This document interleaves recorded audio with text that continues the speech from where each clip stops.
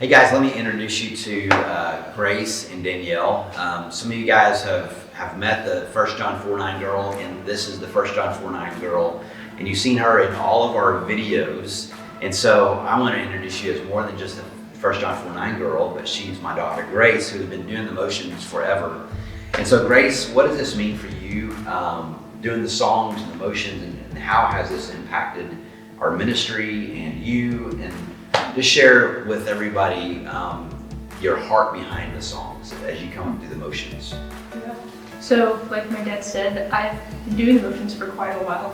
I think I started doing motions when I was in 4th grade, and I really loved it because it taught me how to worship. As a little 4-year-old or 4th grader, I would do the motions and it would help me to think through the lyrics and help me to think, this is what this song is saying. This is what this song means in worship to God. And it helped me to know who God was and how to communicate that in another way. And even now, as I think through the motions and as I'm coming up with them, I really have to think through the lyrics, and it's communicating it in a completely different way. And so it helps me to know God deeper, to know His character, and really what I'm actually saying when I'm singing these lyrics. What am I actually communicating? What am I saying to God? Because so many times I'll sing a song and I don't actually understand what I'm saying. I'll just sing it because everybody's singing it.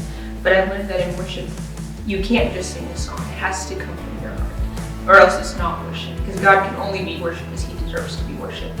And so, by doing the motions, it really taught me, and so many other people, I believe, to worship God as He is and for who He is.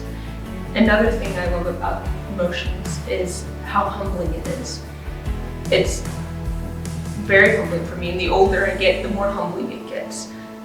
Because to do the motions, you have to be silly, you have to move, you have to do things you don't want to do, you have to jump around, you have to sing, and it can be very embarrassing to do at times. And I think many people could agree with me on that.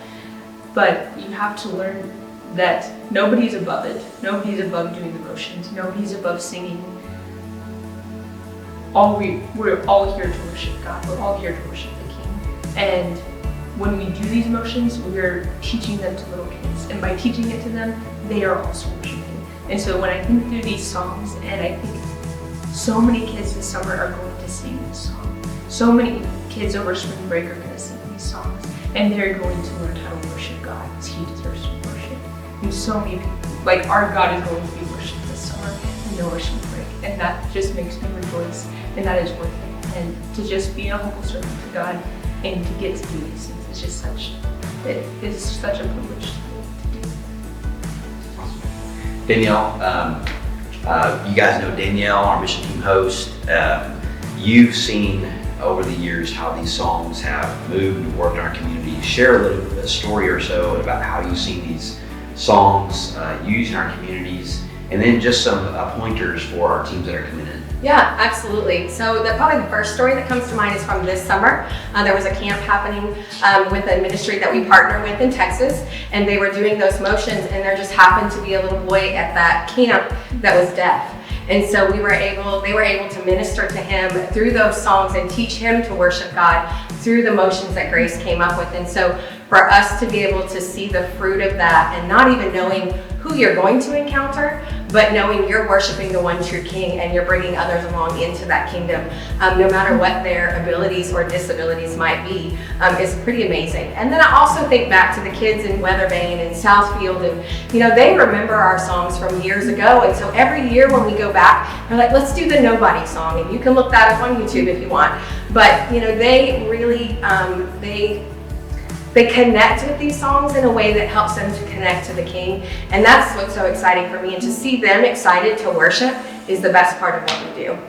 And so I think for tips, I would say first and foremost is go all in. If you've been with us before, you've heard me say this, but really you're not too cool to do the motions. The cool thing is to do the motions and then teach the kids to do the motions and teach them to worship. That's what's cool. That's what's exciting, and that's why we're here. So go all in and be silly. And if you don't have your motions perfect, that's okay. Have fun with it and let the kids see you have fun, but most importantly, let the kids see you have fun while you're worshiping Jesus. Because that's really why we do what we do.